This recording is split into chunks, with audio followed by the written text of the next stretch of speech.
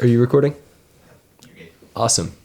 What's up, guys? Welcome back to Touchberry Talks. If you're new to the podcast, myself and a guest have read separate books, and we're going to discuss them, see if there's any overlaps. Maybe not in this case, knowing what we both read. But it should be a fun time. We should both learn a lot. That's the hope. And it should yield some interesting discussion. I'm Nathan Touchberry of Touchberry Talks and Touchberry Teaches. And I'm David Clark. Of? I don't know. Whatever you Of Georgia Tech PhD, EAS, I guess. There you go. I guess no one knows what EAS means. That's true. David's a PhD candidate at Georgia Tech for Earth and Atmospheric Sciences. Mm-hmm.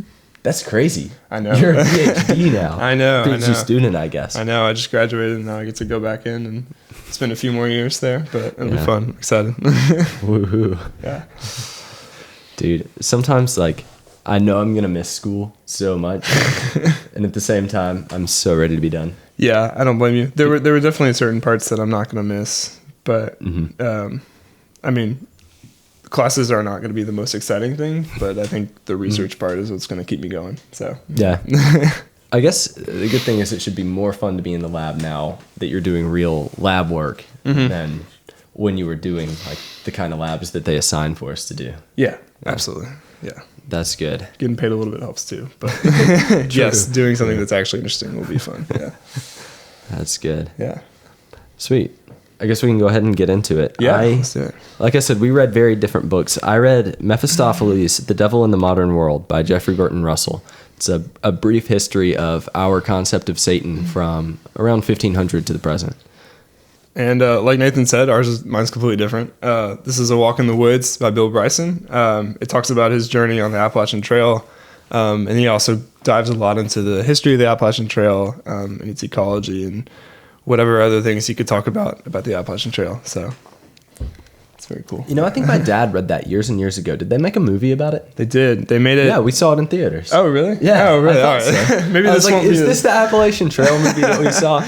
Maybe this won't be as a foreign to you, but you might know a little bit about it. But yeah, I just remember my brother tried to film the spot.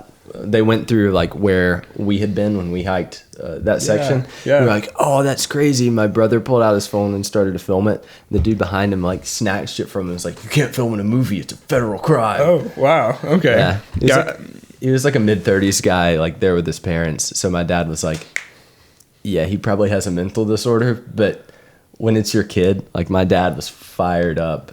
Yeah. Yeah. Don't touch my kid, man. That's definitely, yeah. We were I wouldn't know how to react to that. Yeah. I mean, I don't know. Dalton was like, you have to give me my phone back.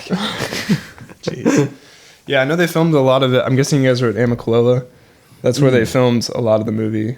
Or they might not have filmed all of it there, but I know a lot of the hiking scenes they probably did there. It wasn't a particular section of the trail. They at one part in the movie they panned out and showed them in a bunch of different sections, and they showed them at Fontana Dam, which is where our car was the whole time we were hiking. Okay. Oh dude, that's it. We were there. It's crazy. That's cool. That's awesome. Sweet. Yeah, so I'll actually get into my book now. Yeah, go it for was it. very difficult to pick a few things to actually discuss. So I picked 3 with a bonus 4th.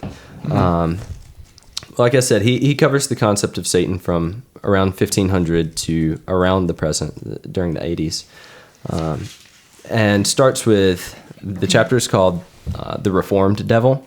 It's just a shout out to the Protestant Reformation and sort of the importance that it had on our concept. But also during that period was the origin of the actual Mephistopheles legend. So let me find it in here, what I'm going for.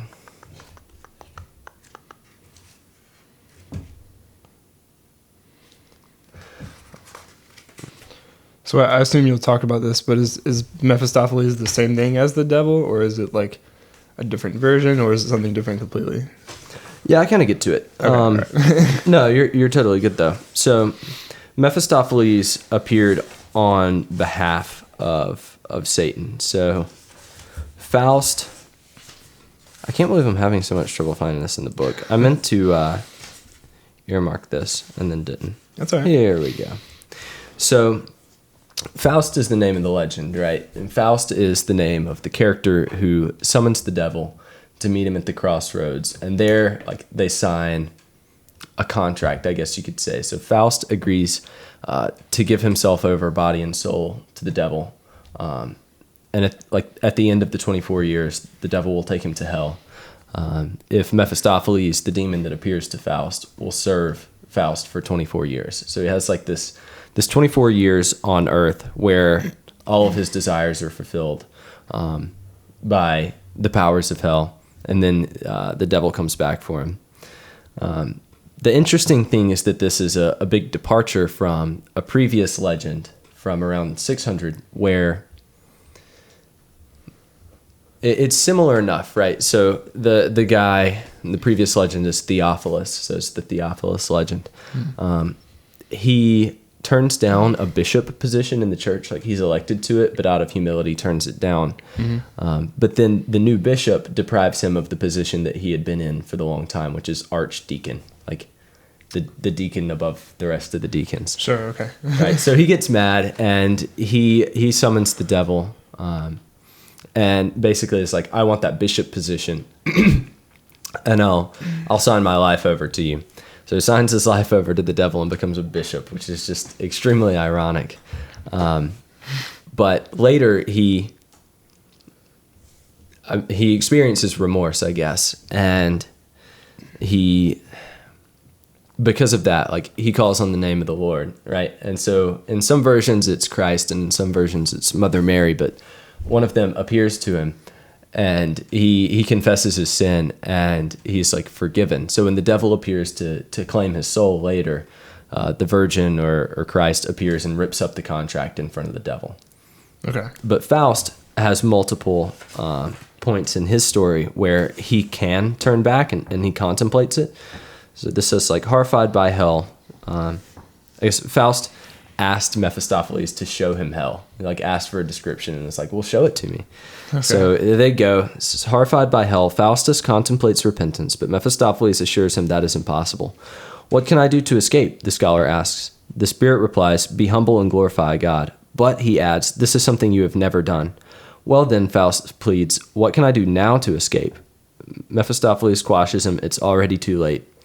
To his original sin of pride and his original folly, Faustus adds the final and unforgivable sin of despair. He can make his escape only by throwing himself upon the mercy of God. This is what saved Theophilus. But Faustus refuses. When it comes to the crunch, he prefers eternal torment and separation from God to any kind of submission. A great irony lies in wait, for he doesn't realize that his refusal to submit to God subjects him to a crueler Lord. So he contemplates that repentance, but basically, because it's not something you can produce in and of yourself, but you have to submit to Christ and his power. Like, he chooses not to. It's like, well, if the power doesn't lie within me, like, I would rather not have it. Okay. But this sort of, it shifted thought, I guess, like Christian thought and non-Christian thought, away from the idea that someone else is ultimately going to take on responsibility for your sin and your weakness, and it shifted it onto the individual. So there was a lot of other forces at play with like Catholic mystics. Ignatius of Loyola was one, and Teresa of Avila was another, that like they really made contemplation of like yourself, your weakness, and your sin, like they made that very preeminent, right? And so it opened the door to like, oh, well, the devil's in my life because I let him here. And it removed that tool of reliance on Christ to some extent. And you said this was the same time, or around the same time as the Reformation, right? Okay. Yeah. So I'll read this. This summarizes well the impacts of the Faust story. So it says, Faust transforms the ancient Theophilus legend into a fable for the nearly modern world. First, the story is homocentric. In the medieval tales, the tension is between the devil and Christ, or the Virgin or another saint. In Theophilus, the Virgin appears and does the devil down by ripping up the contract before Satan can claim his victim. But in Faust, the tension is between devil and man. Faustus creates his own predicament and must get himself out of it if he can. He does not think it is an option to throw himself on the mercy of God. Second, this homocentrism is closely tied to individualism. Given the Protestant emphasis on the lonely struggle of each person isolated in combat with spiritual powers, Faustus has no recourse to a community or communion of saints. He does not even think of confession or the Eucharist, and the Lutheran author certainly wanted no Blessed Virgin intervening to save him. Third, the story is pessimistic. In the medieval legends, the sinner repented and was saved. Here he finds only the stark wages of sin. The individual turns away from God and, once having sinned, hardens his heart against repentance. In this, there is more than a touch of predestination and even fatalism. The story thus becomes a source and a vehicle for modern pessimism. Like the horror films of our own century, it shows the real power of evil while ignoring the power of good. Fourth, I'll skip this whole paragraph, but it basically says it shows a modern ambivalence towards knowledge. It paints Faustus in a bad light because he wants the secret knowledge that only God has, and he asks Mephistopheles for it. Fifth, the character of Mephistopheles begins a transformation of the devil's character. He's at least a little sympathetic with his victim, and he shows some small signs of introspection, including a hint of regret for his own rebellion. The internalization and humanization of Satan's character became a main theme in the post-Faustian literature of the late 16th and 17th centuries. So, reading this made me realize how much we take for granted from the legend, because what we hear in church and in a lot of places now is be careful, watch out, that sort of thing. The devil, if churches talk about the devil at all, it's the devil will come into your life and he'll influence you before you realize it. And we hear, I think, less talk about repentance and dependence on Christ, which is it's the difference between taking on a sword and taking on a shield, right? We're told now to pick up a sword and try to fight the devil. But up until 1500, which is so recent compared to human history, we were told to take up a shield and that Christ would defend us. Yeah. I mean, I know this obviously doesn't speak for the church as a whole, but I know some churches will be happy to say certain people are going to hell, or the devil is changing someone's mind, right? And there's a huge focus on the devil and not enough on the good parts, I guess. That's simplified, but Yeah. We talk about the devil's power a lot. And, well, I should say fundamentalist denominations talk about the devil a lot, and progressive denominations talk about him not at all. And both lack, I think, in some aspect, the fullness of the gospel. The devil is real and powerful, but so is Christ, and infinitely more so. He's our defense against Satan and all evil. And that was, no, that's not skipping ahead too far. I think that's what the book taught me sort of as a whole, is that we've progressed to this point where we don't see, we see the evidence so clearly that there is evil in the world, and in some sense that evil is really transcendent, right?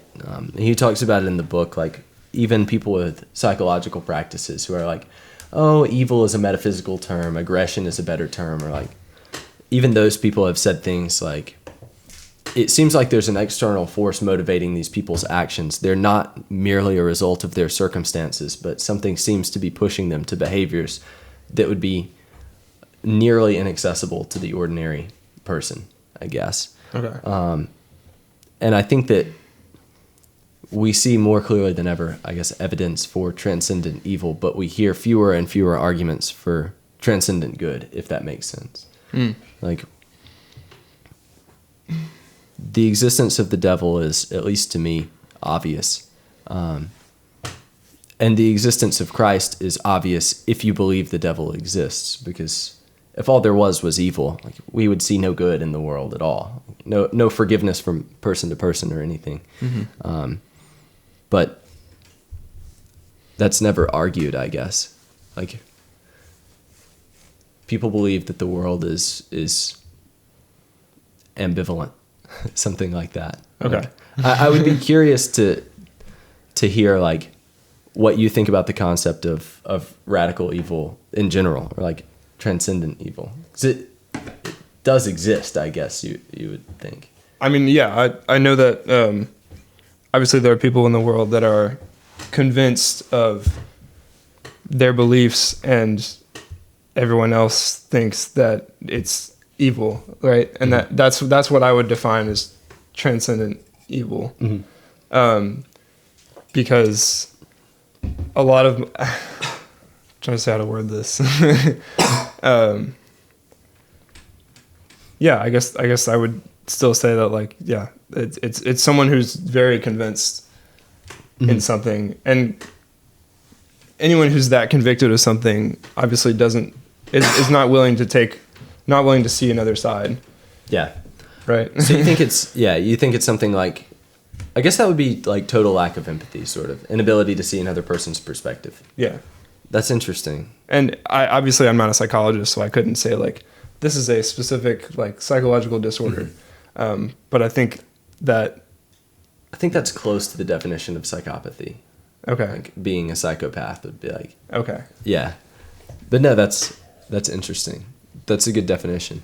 Do you think that like conviction turns a person into that, or do you think that they're sort of born that way?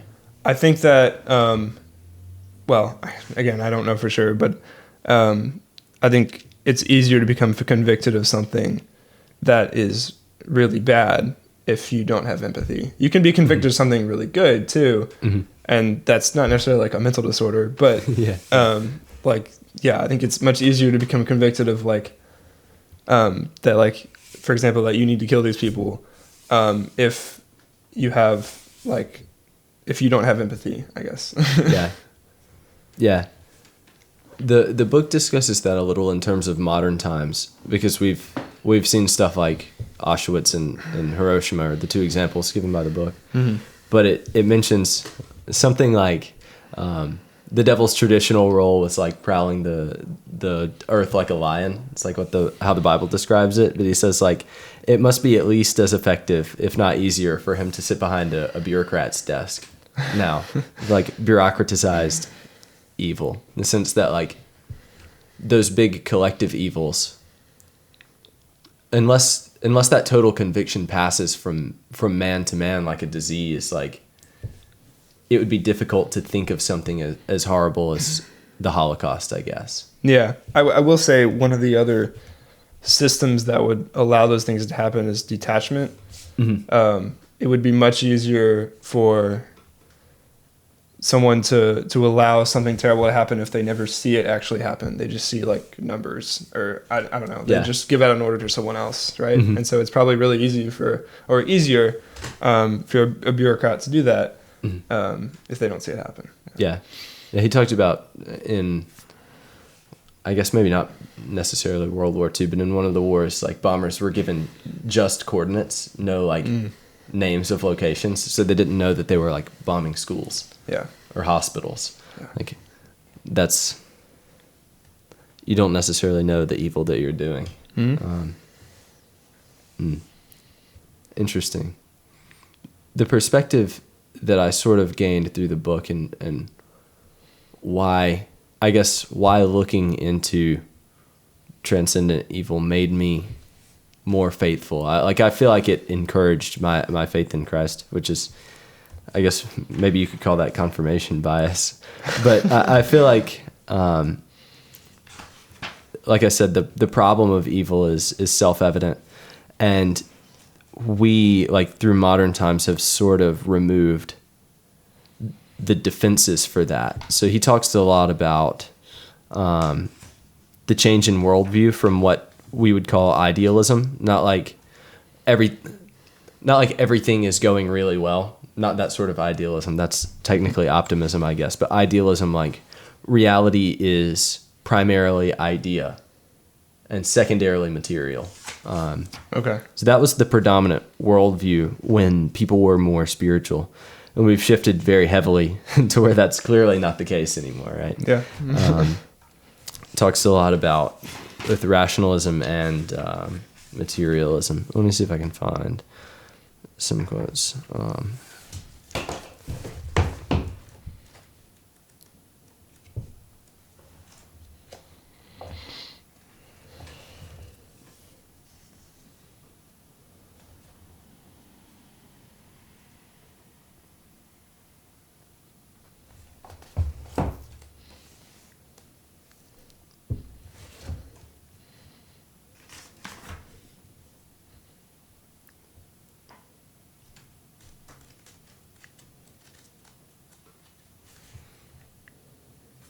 Wow. You can tell I thought this page was important. Oh, yeah. Nice. I have some pages like that in here. And then others are like, it's 20 pages. And Yeah. nothing on it.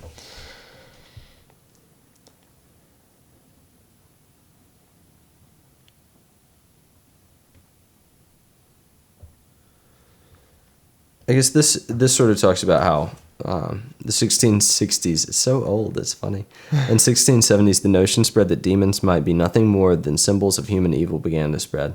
By 1700, the belief that God and the devil are always busy in the affairs of this world had yielded to the conviction that their intervention is rare. Increasing religious skepticism was capped by philosophical, rationalist skepticism of the kind represented by Hobbes, Descartes, and Locke, who observed the existence of incorporeal spirits cannot be demonstrated.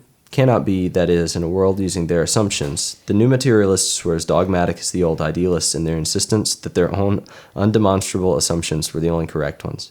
Perhaps the chief fault of the new skepticism was that it was not skeptical enough. It had not faced the precariousness of its own premises. So he's saying, like, that thinking that the world is primarily material, or I guess empiricism and rationalism, I should say, depend on the world being primarily material. So they depend on nothing being real that you can't observe over and over. I guess that would be the ultimate empiricist worldview. And so you can't observe, like, we can't observe God, and we can't really observe Satan clearly. And he talks for a while about one certain guy who was very opposed to the idea of miracles because it would represent, like, a unique event that went against a natural law. Mm-hmm. And basically was like, by definition, it can't happen because a natural law applies in all circumstances.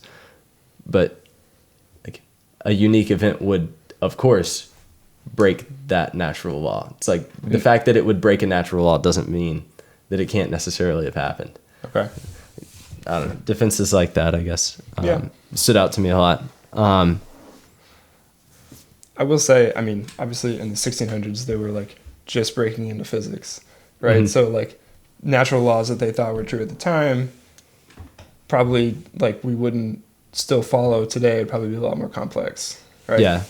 I mean, as far as, like, miracles, I feel like that's a little different, but it depends on, like, a case-by-case thing, I guess. Right. Yeah. I guess the thing was, like, there was the increasing move to go from, like, the world is spiritual and, like, spirit is what is important, to the world is material and, like, only material is what is important. Okay. Like, I'll never forget this quote from, like, an old Jordan Peterson lecture, but he said, like, the world to a materialist, the world is made up of matter, and, like, we in reality we handle it as though the world is made up of things that matter. Like, we see the impact of things more so than we see the things themselves. Okay. So it's interesting that in going to that humanity, I guess I should say, even swung to that much of a materialistic of a worldview. Mm-hmm.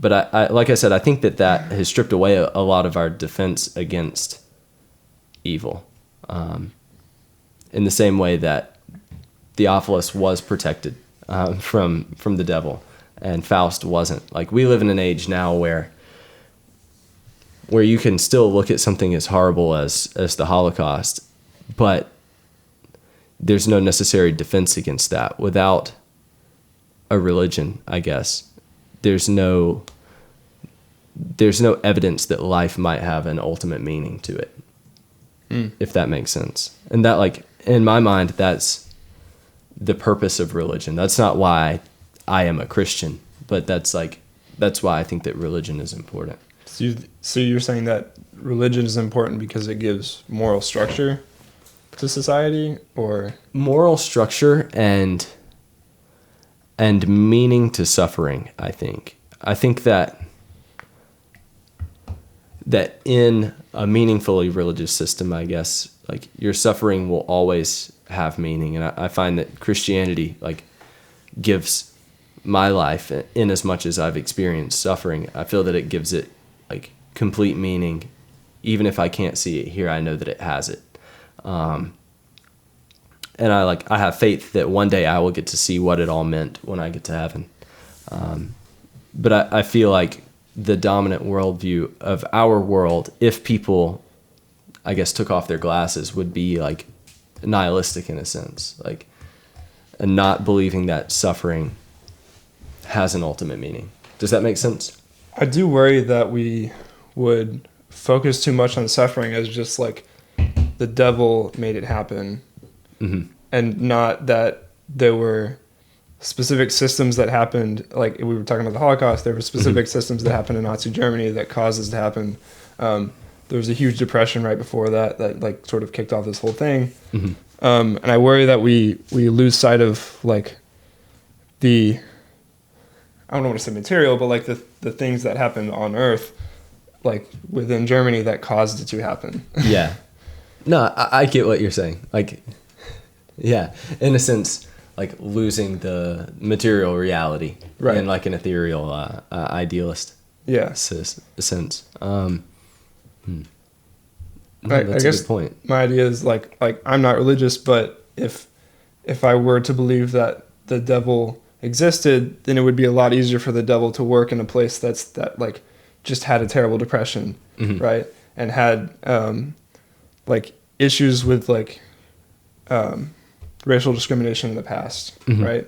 I think that would no, that makes total sense.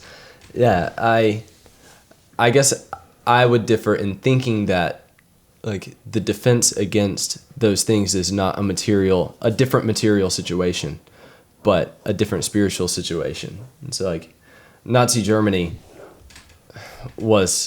had been lost and sort of led astray by Nietzsche, who sort of patented nihilism. He said like, and I mean not that he thought that it ought to be the dominant worldview, but he just knew that it was coming.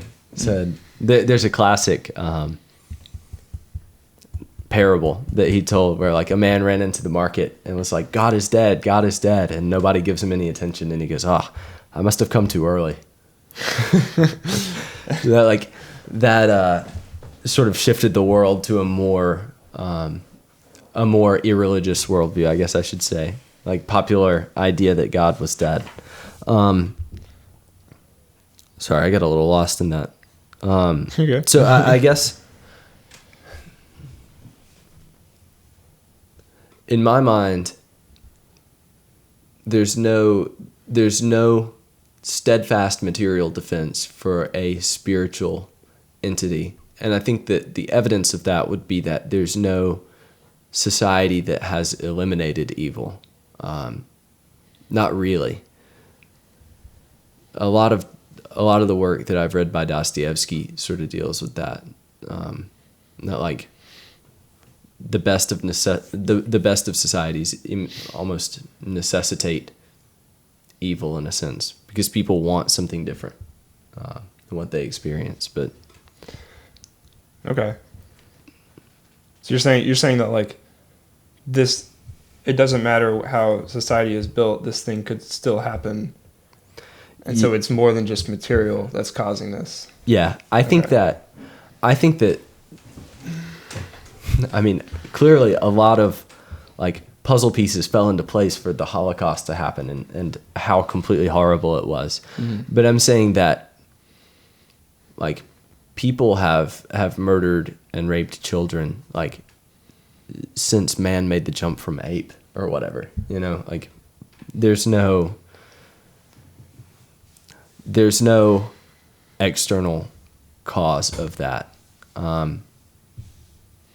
And I guess Nietzsche thought that as well. It's just interesting that say that, because he said, I actually have it in here somewhere.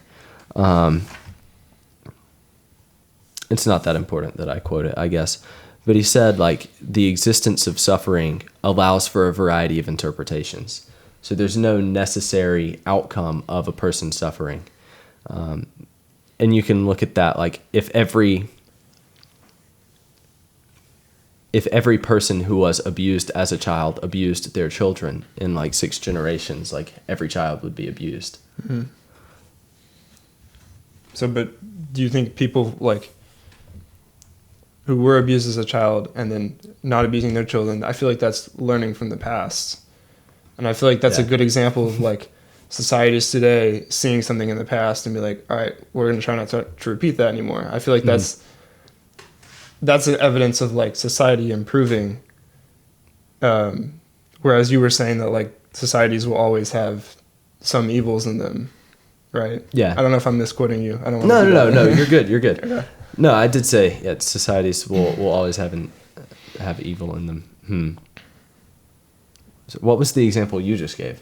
So I was it went in one ear and out the other. So I mean, obviously these are like 2 very different scales, right? But you started with like a child or someone who's abused as a child and learning from their mistakes and not abusing their children, right? Right. I think that's good evidence that people can learn from the past and fix their mistakes. And I think that if you can say that about societies too. They can learn from the past and figure out how to not repeat the same mistakes, right? Obviously, hopefully they like do a good Germany job hasn't of done history. Holocaust 2.0. Right. Yeah.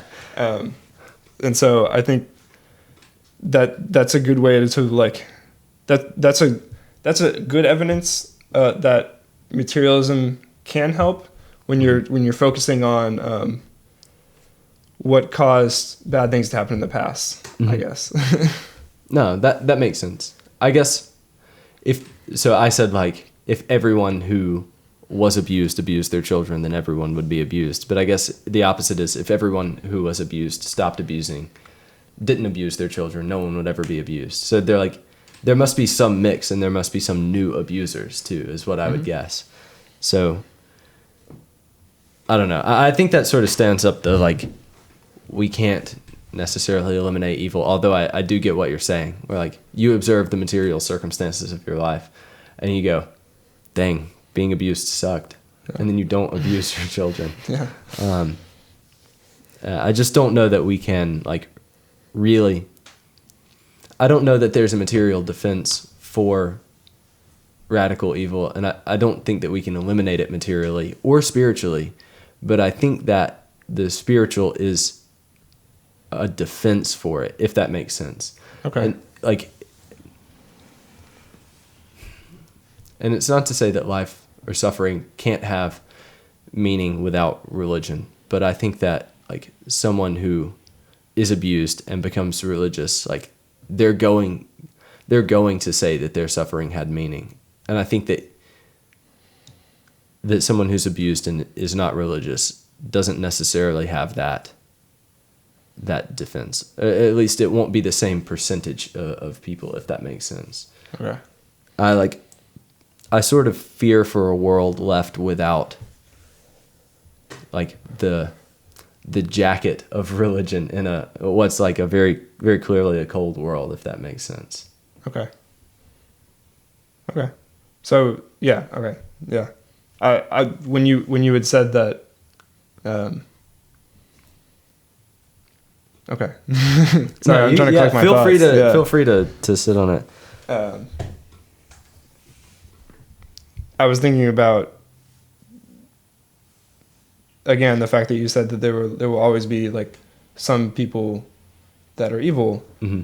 And again, I feel like I would attribute that to what I was talking about at the beginning, where if they have, it could be a mental disability, or it could be like they grew up in a really rough spot and this was their only way out, or there's a lot of things that can happen that cause a certain amount of evil. And I agree that society can learn from its mistakes, but there will always be like a certain amount of people that are evil. But I guess the whole is that like, or the difference between you and I is that we attribute it to different things. Yeah. Yeah.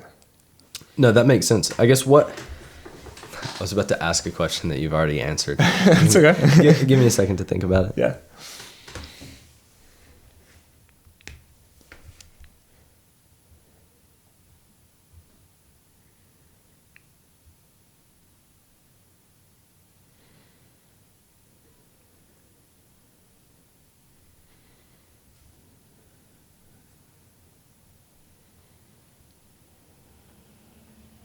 Yeah, I guess I think that the ultimate conviction of anything that causes you to to really harm another person, like in the child abuse level sense, like I would consider that demonic, because I don't know.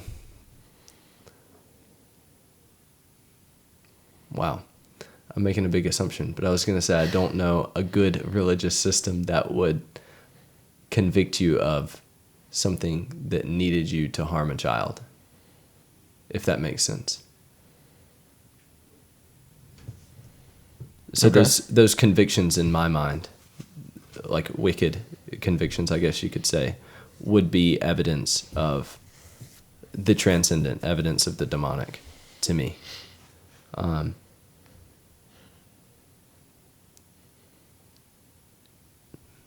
Mental illness, I guess, is a different question. Because I think that maybe it's a descriptor, but it's not a... It seems like a what. It doesn't seem like a why, if that makes sense. Like, for mental illness to exist in the world, like... I mean, if there is a God and he's good, then it must be permitted to exist, right?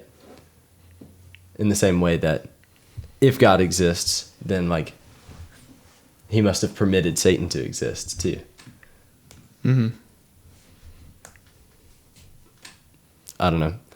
That probably doesn't clear anything up.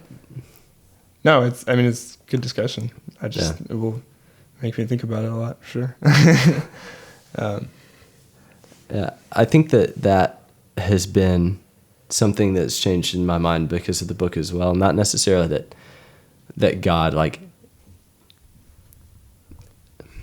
the interaction between God and Satan, I guess, has changed in my mind. Okay. Because it's a problem, I guess, that as a Christian you don't really want to face. It's like, how do they both exist? And the book does a very good job of describing how different people answered that problem across time. But it's very interesting because it fades away after Dostoevsky. Like, there hasn't been much of a predominant. It's called theodicy. Okay. Theodicy. There hasn't been much of a predominant theodicy in the world, I think, because we try not to face it, I guess. But there's a lot of different arguments why. I don't have the time to present them in there. No, you're good. In their full detail. I'm happy that it helps you conceptualize good and evil and like why things exist in the world, right? Even if I don't agree with it, it can be really hard to grapple with bad things happening and like, why does this happen? You know? Yeah. And it's a lot to think about. But Yeah. yeah. And let me look at the rest go of ahead. my notes.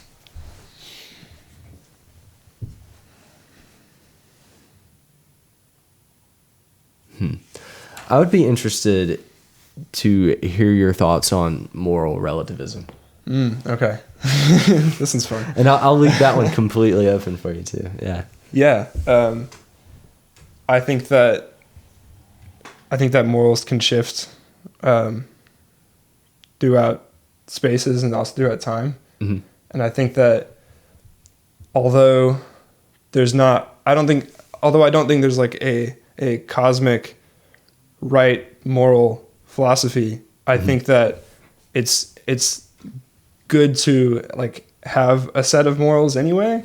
And even if I'm not like cosmically right, it's, you know, it's good. It's good to be human and to have rules for yourself and to treat others with respect and like, you know, all these normal morals that people have. I do think that morals aren't absolute though. I think they will shift. I mean, would you say that they're like culturally based, I guess? Like, do you think that it's important to have the same set of morals as your culture? I think there are some baseline rules that we should all agree on. and obviously, again, this is my opinion based on the morals I gained growing up. And I will stick with them, even though I still believe in moral relativism. I will still stick with mine. I don't know if that's, I don't think that's contradicting itself. No, that's not really what I was trying to say. Oh, okay. I guess I'm asking, like, do you feel that it's important if each person can in some sense, make their own rules? Is it important that they coincide with culture, like predominantly coincide with cultural norms, cultural That's a good morals? question. Yeah, I mean, I think it would, it helps to agree with other people and stuff like that, you know? I think there are spaces where people can have differences in culture, and we can still get along. Like, you know what I mean? We don't have to agree on everything. Yeah. We and- don't? Yeah, I know. Crazy how that works. I know. We're finding that out now. But I think there are obviously big rules that, like, you don't kill an innocent person, and you don't steal people's stuff, and you know, I feel like as long as we have a baseline, I feel like that's. Other than that, I think we'd be fine. You know. Yeah. Yeah, the killing of innocent people is always something that's like that stands out in my mind when people use it as a transcultural moral, I guess I should say, or at least a transcendent moral above the individual moral code. Because in the past, like, cultures have differed on that, if that makes sense. So when I don't know, I don't know the time frame of this at all. But in a time where Europe likely wouldn't have, like, sacrificed children, like, South Americans were, like, engaging in child sacrifice ritually, like it was something that they regularly engaged in. And I guess if culture is the highest moral, then both of those sets of civilizations were right. But if there's something transcendentally moral, then one was right and one was wrong, whichever was closer to the transcendent moral. Well, if you only weighed a culture by one aspect of it, you That's would true, say that that's Europeans were like had Yeah, and I higher don't want moral to be standards, so but- Eurocentric. Yeah. I'm like, Europeans were better. That's not like 'Cause they definitely had their problems. I was gonna say, as soon as I entered into that comparison, I was like, crap, I'm gonna make it sound like I'm saying that white people were good and South Americans I know that's not what were you meant to bad. say. I understand. Yeah. No, my point being, like, either child sacrifice is okay or it isn't.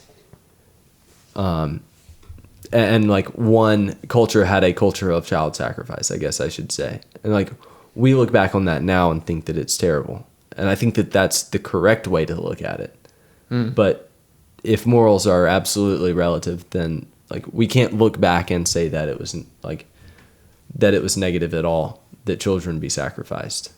So I have to ask you, do you think the Aztecs believed that their moral code was the only right one and that it was absolute?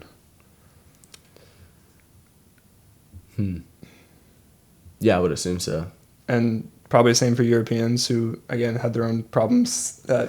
Yeah. Everyone in the Middle Ages obviously wasn't perfect morally, Yeah. but... No, I get that. And I guess that's... on some grounds, like, I'll admit that my faith lies on faith. Right? Okay. But I also, like... Christianity has, I think, a lot of defenses, both logically and historically, in terms of like the historical accuracy of Scripture, but also in terms of like the ideas. At least they seem so to me. They seem defensible. So the reason I asked about the Aztecs thing is I think about 300 or 400 years from now, would someone claim that your moral code was like not the absolute right one, and that this one 400 years from now is actually the absolute right one?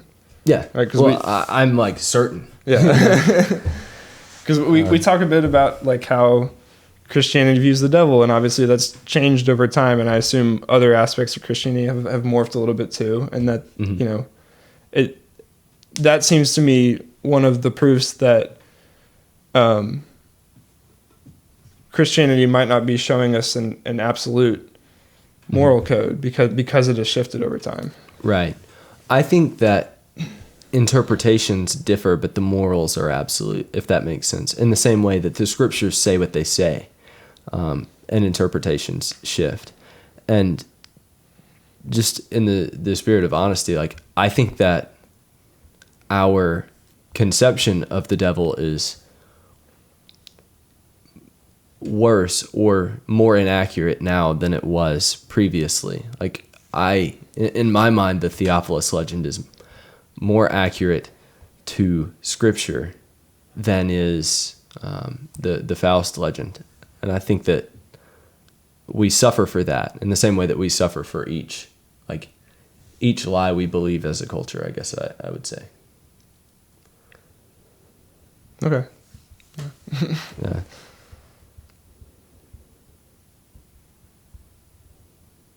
I didn't really have a follow-up for that. I was just You're good. Yeah. Like, in my mind, a culture 400 years from now will think that I'm wrong, and I think that there's a chance that I'm even practicing Christian morals wrong. In fact, I mean, I know that I am. I'm well aware that I don't get all things right. Yeah. Which is where Christ comes in. But I also think that there's a chance that I may not be interpreting everything right. Mm-hmm. And there's a certain amount of grace that comes with that too. In the same sense, I guess, like, the disciples were constantly, like, unaware of what Jesus's life meant, and to the extent that he told them a lot of things, like, where I'm going, you can't follow. And they're like, we have no idea what that means. It's like, I'm telling you I'm going to die, and in 3 days I'll be back. And they were like, nah, you won't. And then they forgot. Like, yeah. So I don't know. I think that true Christianity and Christ himself has grace for people who err to a certain extent, because there has to be faith in Christ. That's sort of there's the Catholics, I guess, would say there's, like, tradition, and then there's dogma. Dogma is, like, the things that do and don't make you Christian, and then tradition is, like, all the things you're supposed to believe because you're Christian, but you don't. It's not necessarily a decider of your salvation. I don't. It's like saints a good example for Catholicism. Is that what you're talking about? No. I'm saying, like, they would divide their doctrine into dogma, things that you must believe to be a Christian, and right. Tradition, things that you ought to believe if you're a Christian. But okay. You're not necessarily going to go to hell just because you don't believe in a certain aspect of tradition. I gotcha. I understand now. Yeah. Where they would say, like, dogma is the things that you can be comfortable judging your salvation on. Like, do you believe this? Do you believe this? Do you believe this? Okay. Interesting. Mm-hmm.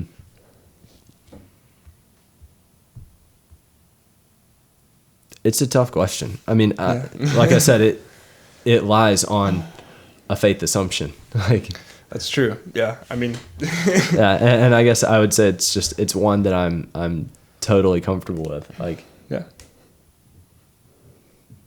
Yeah. And that's fine. That's not. It's not like it's. No, I don't think that you think that that's bad. Yeah. Not at all. All right. Yeah, I was going to say we might move on to a walk in the woods now. To a lighter subject. I know. All right. Before we move on, I guess David and I have joked for a couple weeks now that, like, these two books are the two, like, subjects that we talk about. It's like the great outdoors and transcendent morals. Yeah. Those two things. Yeah. Y'all are getting a perfect depiction of our friendship. Yeah. Lately, a lot of times we've just been meeting up at the gym and we'll talk about whatever comes up, but usually it's these two. Yeah. Yeah. Alrighty, let's get started. So, like I said earlier, A Walk in the Woods is a book about the Appalachian Trail. It's about the author and his journey on there, and then what he experienced, and also he gives a lot of background into the AT, which is he does it in kind of a weird way. He mentioned in an interview later on that he had a really hard time writing this book because it's really hard to write about walking. Right? Yeah. Like, oh God, I can't imagine. The Lord of the Rings. Right. Basically. Yeah, you have to put a story in there too, right? Yeah, exactly. And he sort of gave a little liberty. They also interviewed the friend he ends up walking the trail with. Mm-hmm. And his name in this book is Stephen Katz, but his real name is something else. I don't remember. He gave pseudonyms for everyone. Mm-hmm. And he gave a little bit of liberty with like his character and like made him a little bit more interesting because like let's just like his friend's character, you mean? Yeah, exactly. That's so funny. Yeah, so it's you don't have to take everything as like the absolute truth, right? Mm-hmm. you can take it as like, oh, it's just like a good story that like most of it's probably true, but some of it's a little silly. Mm-hmm. Like every hiking tale. Right? Yeah, yeah. But he also, what he does is he intersperses his chapters. A lot of times he'll start a chapter with some background. So he'll talk about like the history of how the AT was built, and then the rest of the chapter will be like them hiking in a specific section that he had just talked about. Mm-hmm. And I think it really fills out the book and makes it really interesting. Yeah. So the book starts with him, I guess, deciding to go on the AT. He lived in England for 20 years and had just moved back and wanted to experience America again because he hadn't been here in 20 years. Yeah. And he there's a great scene where he's buying gear. And I can imagine myself in this exact situation at like NRAI today, right? This is in 1998 in New Hampshire, and he's buying gear, and the guy that's working there is telling him like, oh, you need to buy this thing, and like he just spills out a bunch of like vocab for him, right? I don't know if you've had that experience buying outdoor gear in the past, but like asking my brother for advice. Yeah, exactly. Like, well, how many? I can't remember. There's like a term for how thick a fabric is. Right. How thick do you want your fabric? Like, There was a great quote that he said that was hilarious. Let me find it.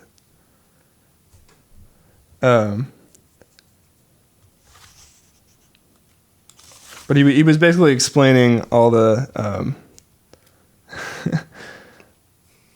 oh, here it is. Yeah. The guy who was working at the co-op was telling him that on one specific piece of gear that the seams are lap-felled rather than bias taped, and the vestibule is a little cramped. And he was like, I don't know what that means. I don't know what's going on. So you can only imagine that he was a little overwhelmed by this idea that he was just diving into, right? Dude, yeah. And that's sort of what I liked about this author is that his whole style is that he just like dives into something and then just goes with it. Yeah. And it made it pretty funny because there's a lot of times where he like just found out something was way different than what he expected, right? So yeah, that's the start of it, and then they start the AT and realize it's a lot harder than they thought it would be. The only way to experience the AT. You start and you're like, crap.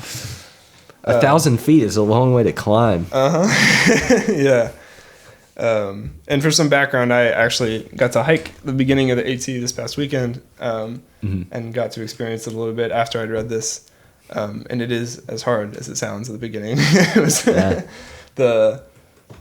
it starts at you already know this, but it starts at this Amicaloa Falls State Park, and it starts with like 600 feet of stairs, or 600 steps, and it's nasty. It's a crazy way to start it.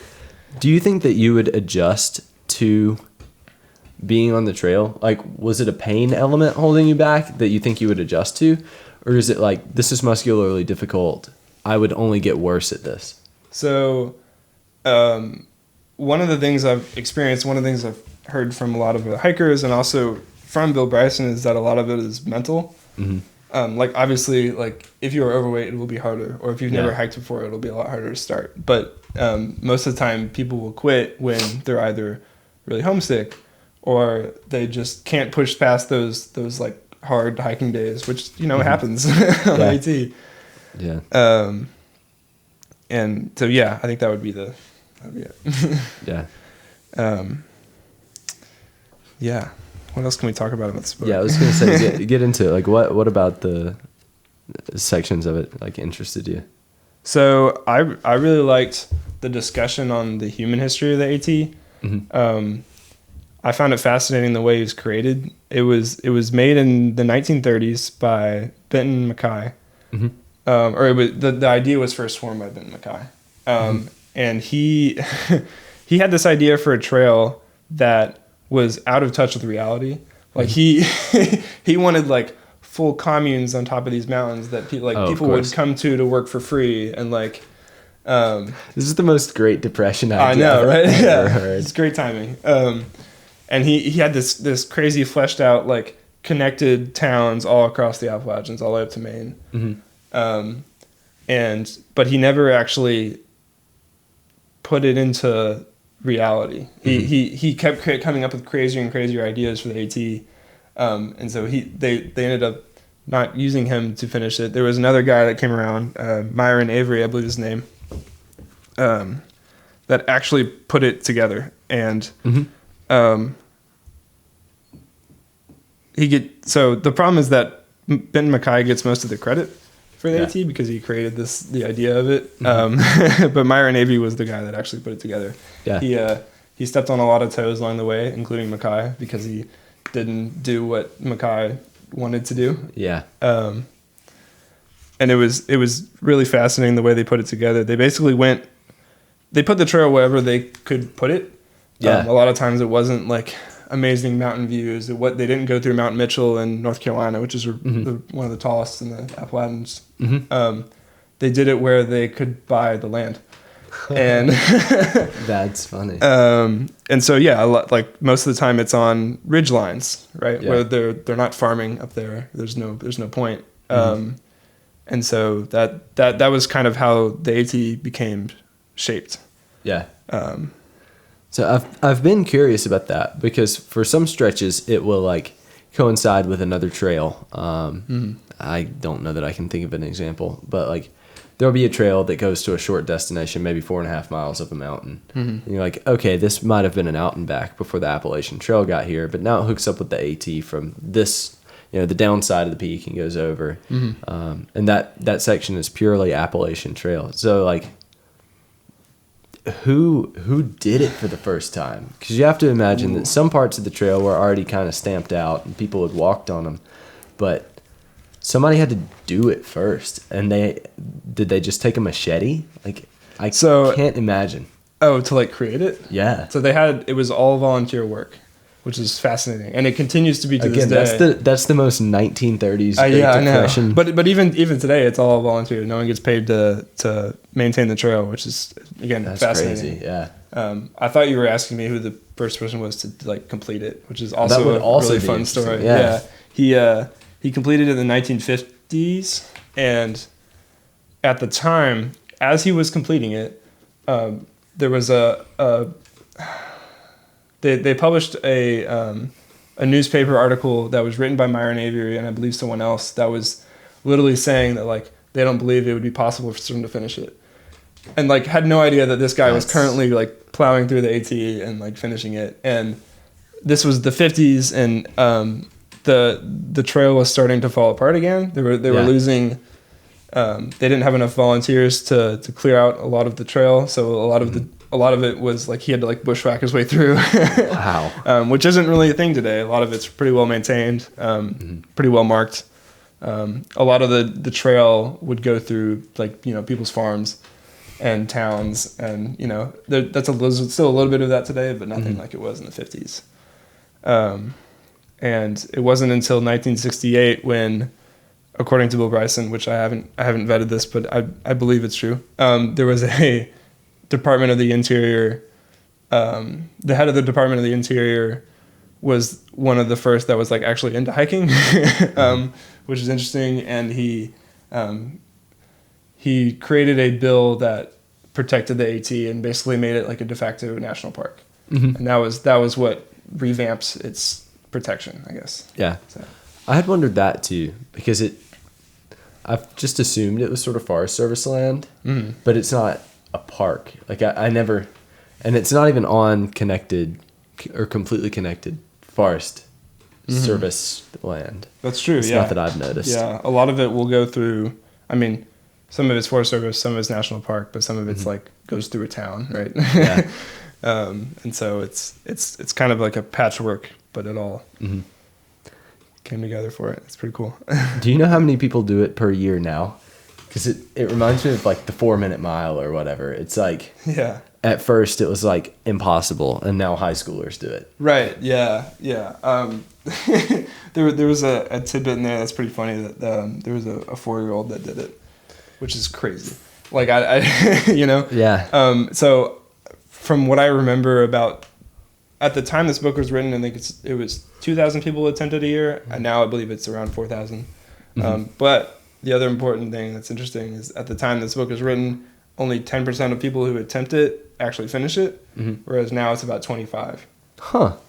So it makes me wonder if that's like a gear thing, like gear has like hiking gear has gotten better, really improved, yeah. Or if there's something else at play there. I don't know. Yeah. Gosh, I always wonder about the psychology of the people who do it, because I think there's got to be some Ted Kaczynski types where it's like the modern world kind of sucks, like technology is bad, I'm just gonna go hike. But then I've met some people on like the PCT that seemed like legitimately like perhaps mentally ill. You know what I mean? I mean, like, yeah, you gotta be a little crazy to attempt something like that's that. The thing. You sort of have to be a little crazy. Or like you said, it's people in like a transition where they're like they don't know what they want to do yet, so they want to try this hard thing and see if they can learn anything from themselves. And one of the things I picked up in this book is that your trip on the AT doesn't have to have any sort of like one meaning. Or I guess there isn't one meaning that's already been prescribed. Like you can find your own meaning, but you would find it out of a bunch of different little things you learn along the way. You wouldn't just like suddenly have an epiphany. I don't know. Yeah. As though it's the journey and not the destination. Right. Exactly. Yeah. Crazy how that works. Yeah. Especially on a hiking trip. Yeah. No, that's a good point. That, like Nietzsche said, suffering, a variety of interpretations, right? Yeah. The suffering of the Appalachian Trail gives you an option to interpret it however you want. Yeah. Yeah.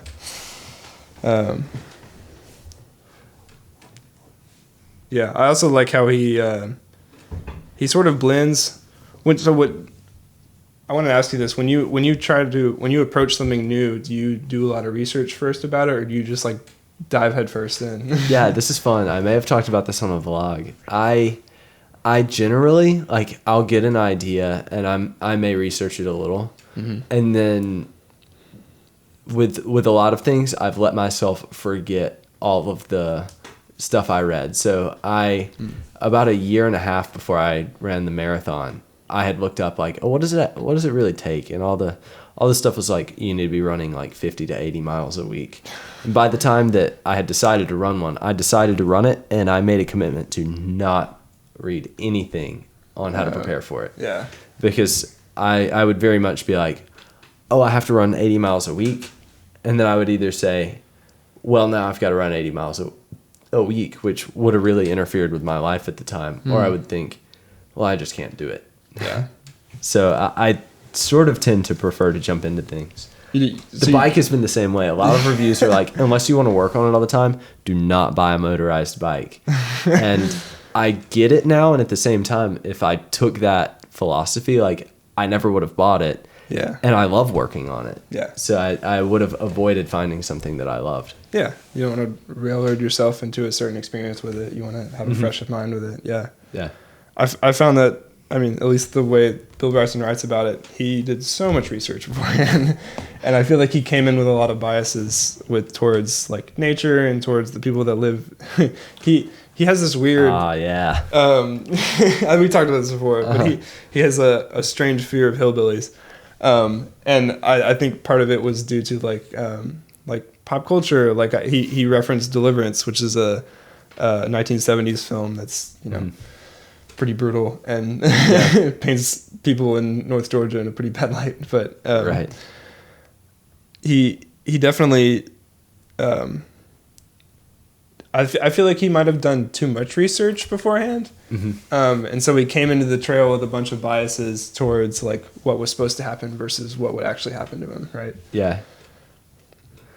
It's funny, you would hate to be like disappointed by an experience like that. Like have an expectation. Even have an expectation that it would be extraordinarily meaningful to you, and then you do it and you're like, this is less meaningful than I thought it was going to be. Yeah. And that would really take the wind out of your sails, especially on something like that. Like I'm a month in, I should have had an epiphany by now. Right. Yeah. You would quit. Yeah. I think going into something like this and like expecting inspiration, or like meaning in your life is not the right way to do it. I think just like doing it and just kind of seeing what happens is probably how it would best affect you.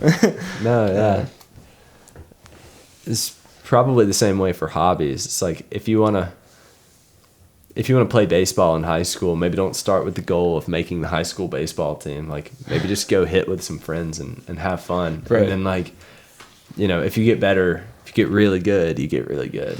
Yeah. Yeah. But anyway, he did. I think he did too much research on it. He definitely like scared himself about bears, which, you know, bears are freaky. But yeah, he like one of the books he had picked up at the store was like a list of like all the bear attack stories from the past 50 years, which like that can get to you, you know. Yeah. And I think that probably. I mean, obviously, he still went, right? He still did it, and I think that speaks to his ability to just say, like, all right, I'm going to do this anyway, and, like, ignore the scary stuff that he had heard. Yeah. And maybe it was so that he could later write a book about it. I don't know if that inspired him at all to keep going, but anyway, yeah. I think about, I guess, this concept sometimes with the amount that people are on social media, like... Because you can't just do something. You do something and you realize how much worse at it you are than everyone else. If that makes sense. Like I did the Appalachian Trail, but it took me 128 days, and it takes most people 98 days. I ran a marathon and I got passed by all the 70-year-olds. Like, but that doesn't make that accomplishment any less significant to me. Yeah. And doing a lot of preparation or doing a lot of like expectation on something, you can build up a belief that something will go a certain way and you'll do a certain level of accomplishment at it. Like I guess that can be harmful in a way. Like I think, you know, social media does a really good job of letting you compare yourself to others. And that can include the Appalachian Trail, but I can literally anything else, right? Yeah. But the only way to get started on something is to know that you're doing a little bit better at it than you were yesterday. Yeah. So, yeah. I guess it's sort of like, it's like seeing a bunch of photos of the Grand Canyon with a clear sky at sunrise. Yeah. Like, how many times have we been and it's been really cloudy? Like, I think we've been 2 or 3 times and it was clear once and I think cloudy twice. Yeah. Like when you go and it's cloudy, you're disappointed, even though it's still the Grand Canyon, but it's because you have this expectation for it in your mind, man. Yeah. Yeah. And that would be enough to put you off the trail too, you know? It'd be enough to be like, oh, my experience isn't all that I'm expecting it to be. Right. Yeah. I do want to do the Appalachian Trail someday after I graduate, probably. And I'm trying to stay away from videos that are like people describing their experiences. Here's how beautiful the Appalachian Trail was. Or like, here's how I found meaning and like a deeper sense of self. And like, I almost don't want people's experiences to tarnish what I end up taking out of it. Like you were saying with the motorized bike, right? Yeah. You almost need this belief in your life that you're one of one. Like, oh, I'm one of one people who have done the Appalachian Trail. It's insane that I've done the Appalachian Trail. Yeah. I don't know. I find that viewing my own life that way, where I'm like, wow, this thing is really significant because I did it. Like, that makes my life seem more significant to me, and that's sort of what matters. I mean, I'm not the only person with a YouTube channel, but it means a lot to me because it's mine. That's a good point. Yeah. believe it or not, I'm not the only 20-year-old white guy with a podcast. We talk about stuff for hours. Yeah, painfully so. Crazy. Jeez. I mean, I'm sure that someone else has done a podcast with this book and probably done a better job, you know? It's like, it's not about them, though. I know lots of people talk about this one. This book has done numbers for the AT itself. This was released in 1998, and for the next 2 years, there was a 50% increase in the people who were on the AT. Right, so like, it made a huge difference. Yeah, that's major. Yeah, I think that my dad read that before we did our section hike. So I think that book is also what inspired my dad to get us to do it. Nice. David and I talked about it a little bit off air, but my dad, my brother's best friend, and I section hiked from the north end of the Great Smokies down to the middle. I can't remember what the gap is called now. Was it Newfound Gap? Yes, I think so. I've been there. That's cool. It was 32 miles. We did 4 days. We were supposed to do 72 miles in 8 days, but it was pure hell. It rained on us the first 3 of 4 days. And I mean, we were drenched. We just weren't really prepared for the rain. So sleeping bags, pillows, the hammocks that we slept in, our clothes, our shoes, our socks, not just the dirty ones, but all the clean ones. They were all soaked. And we were just wet the rest of the time. If you think you've smelled something that smells bad, wait until you're wet for days. Oh man, yeah. This past trip, I mean, obviously it didn't rain for 3 days, and I'm very lucky that it didn't happen. Yeah. But it rained the last day I was there, and it was about a 10-mile day, and I was soaked, and I got in the car because my girlfriend had picked me up, and she was like, "We got to roll down I don't care if it's raining. We got to roll down the windows. It smells so bad." Yeah.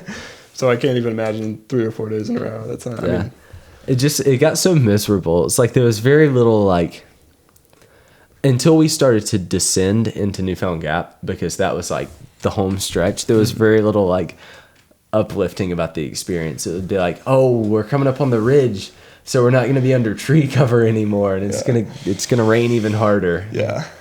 And you're not going to get a view because it's cloudy. And right. Yeah. The Great Smoky Mountains are so called because it's always foggy. So we would get up to the top, especially when the weather was bad, and see 20 feet in front of us, and that would kind of be it. Yeah. Yeah. Every time I've been in the Smokies, it's also been like that. Yeah. Well, you have LeConte's in the Smokies, right? Yeah. Does it usually rain on you guys when you do that hike? I'd say about half the time, which is pretty lucky. Yeah. We went in the fall one time and it didn't rain because I don't know if it rains as much in the fall in the Smokies. Mm-hmm. I know that's true for the South in general, but I don't know about the Smokies. But we've definitely been pretty lucky. It's definitely rained at night when we're in the cabins up there, but that's not the same. Yeah. But yeah, speaking of the Smokies, he has a really good section talking about the biodiversity of the Smokies, and I thought I would bring it up because it's fascinating. So the reason the Smokies look the way that they are is one, because they're, as far as biodiversity, is because they're tall mountains. Yeah. And a lot of the way species form is when they're separated from like if there are two groups of the same species and they're on different valleys and they can't reach each other, eventually one of them will become a different species.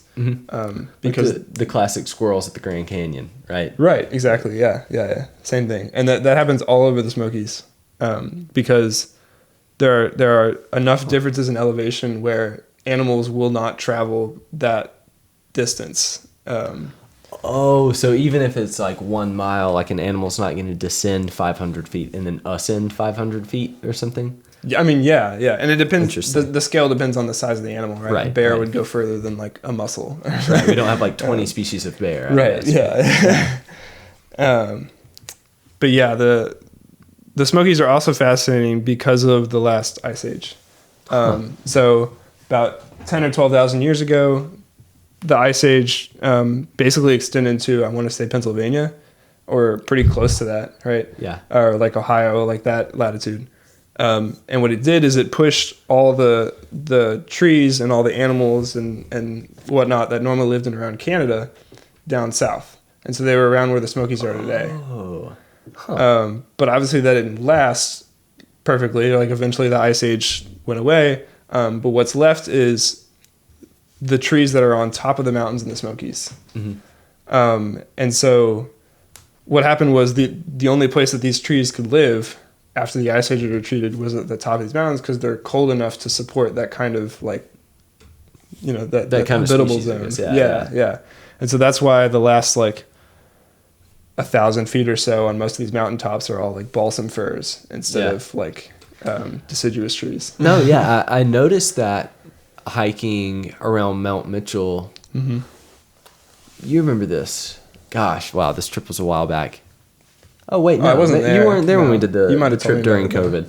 But yeah, we did a hike near Mount Mitchell, and it was all like firs with very little underbrush, and it reminded me of like stuff that you would see in California, like stuff that I've seen while I was out there, and it was really confusing to me. Like, how do we have this biome for like, it was literally like 500 feet on either side of the trail was firs and no undergrowth. And then beyond that, it was like you said, deciduous trees and like normal southeast. So those trees basically got trapped in the Smokies for like. That's funny. I've wondered that for a long time and never looked it up. That's awesome. It's fascinating. And like I was saying earlier with the biodiversity and the fact that there's different species across it is one of the most biodiverse places in the world.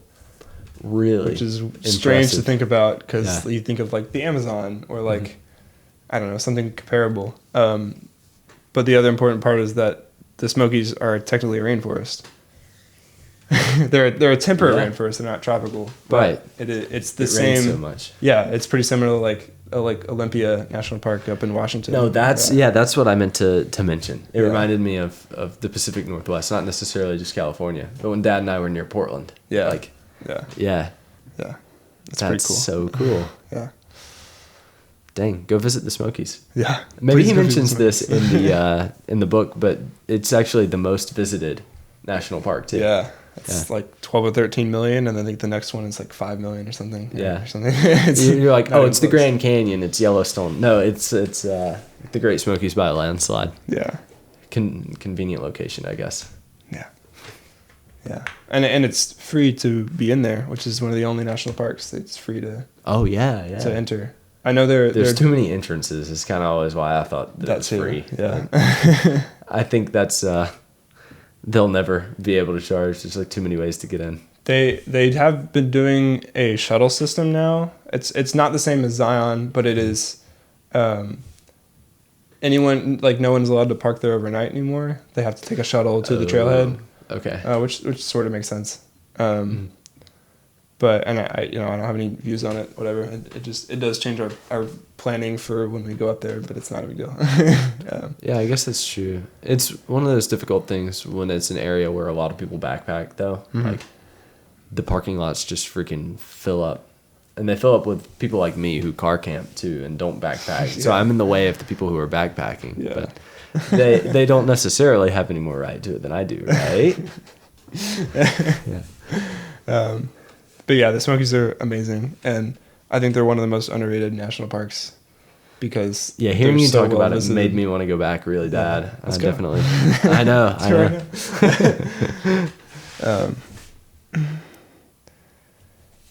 But yeah, I forgot to mention an important part of this book is that they don't finish the Appalachian Trail.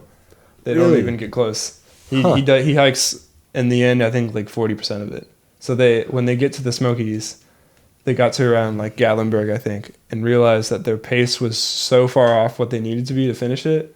And they were like, well, now we don't have any restrictions as far as, like, we don't have anything to like push really hard for. We can just hike whatever we want to.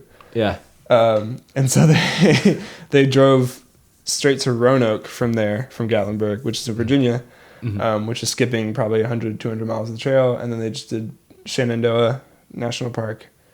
And then from there, his friend went home, and he did like little bits and pieces of it. He did like day trips out to different hikes. But then they rejoined for the 100-mile wilderness in Maine. And for those that don't know, the 100-mile wilderness it's 100 miles of trail where there's no access, or I think it's very little access. All the roads that come to there are private roads. None of them are public. And there's no towns along the way, so you can't like get gear. Yeah, no showers or food or Right. anything. Yeah. Ooh, 100 miles without being able to pick up food is crazy. Yeah. So you basically have to do 20 miles a day for 5 days. Yeah. Or something similar to that. There's like I guess if you don't know anything about backpacking, there's a trade-off between how much food you can carry and everything. Like if you wanted to hike it slower, you can't just carry more food. You'd be like, oh, for the next 20 days, I'm going to hike a mile a day, but then you have 100 pounds of food. Yeah. So, so you have to weigh the... There's a perfect medium. Yeah. But they also didn't finish the 100-mile wilderness either. Did they turn around? Like No, so the halfway they bailed out, and I want to say they like walked down a logging road, which and eventually managed to call someone to come pick them up. I don't remember the exact story, but they made it like halfway, and they got separated. oh dang. Yeah, which is terrifying. Yeah. Right, and it wasn't on purpose, obviously. Wouldn't we know? Yeah, I know. Man. And so there is some backlash from this book about like I don't want to say like purists, but like people who think that you can't say that you finished the Appalachian Trail unless you like did the whole thing. And literally the last sentence of this book is, "We did the Appalachian Trail." Like them telling each other that we hiked the Appalachian Trail, and they're saying that because like they did hike on the Appalachian Trail. Yeah, like, you can at the end of the day you can make the goal whatever you want. I guess you don't have to worry about like people's outside inputs. Yeah, that's always how I feel about people who section hike it, and that's why I'm glad people are like, oh, I section hiked, right? Because it is like it's different enough to draw distinguishment, but it's like. There's not necessarily anything inherently better about through hiking it. I mean, the experiences are, I'm sure, very different. Yeah. But through hiking is going to be inaccessible to people above a certain age or like weight. I mean, or who need to work after kids, a month. Yeah, or have kids. Yeah, exactly. Certain stuff you just can't do. So yeah. No, I think it's important to not gatekeep the experience to people who can't do it, but also like it's important to like give context to what you did. Yeah. So I don't know. I guess that sort of goes back to what we were just talking about, like gatekeeping it. Like you don't want to post online and be like, look, unless you're gonna do the whole Appalachian Trail, don't even get on it. Stay out of my way. Yeah. But yeah, I really liked this book because it taught me a lot about the Appalachian Trail, but also about the way people experience it, because I think that's just as important. Mm-hmm. How do you feel like you approach experiences? Like when you think about doing something that you know is going to be difficult, do you try to do a bunch of research as to how difficult it's going to be, or do you just do? I like to know.